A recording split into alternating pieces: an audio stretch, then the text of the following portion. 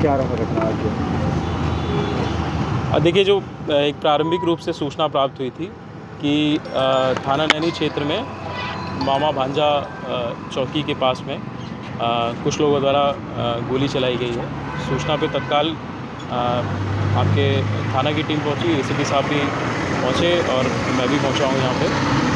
इसमें जो प्रथम दृष्टया जो तथ्य हैं वो इस प्रकार से हैं कि दो पक्षकारों के बीच में आपस में किसी एक लैंड डिस्प्यूट को लेकर के तहसील इत्यादि की टीम बुलाई गई थी और तहसील इत्यादि की जो टीम थी, रेवेन्यू की जो टीम थी, उनके इंटरवेंशन के पश्चात दोनों पक्ष अपना अपना इशू लेकर के यहाँ चौकी के पास में सामने वाले रोड पे पहुँचे थे।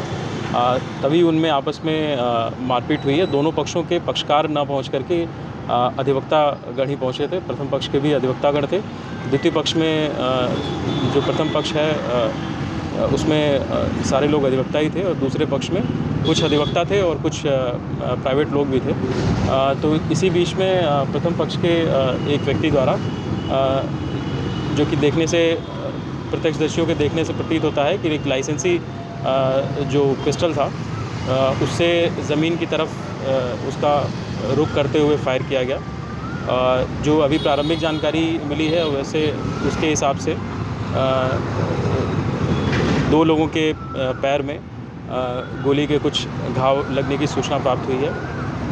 कुछ लोगों द्वारा ये भी भ्रामक सूचना फैलाई जा रही थी कि किसी पुलिसकर्मी को गोली लगी है, परंतु किसी पुलिसकर्मी को अथवा जो चौकी इंचार्ज हैं वो आपके पीछे ही खड़े हैं, इनको किसी गोली के द्वारा हताहत होने की कोई सूचना ऐसी नहीं है। इसमें जो दोनों पक्ष हैं उनका जिनके भी इसमें चोट इत्यादि लगी है उनका मेडिकल कराया जा रहा है।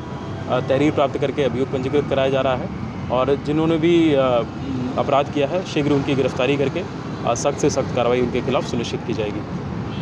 तो जानकारी है कि चौकी प्रभारी और एक सिपाही को लगी है। चौकी प्रभारी आपके सामने खड़े हैं, इनको कोई हताहत होने की कोई सूचना नहीं है।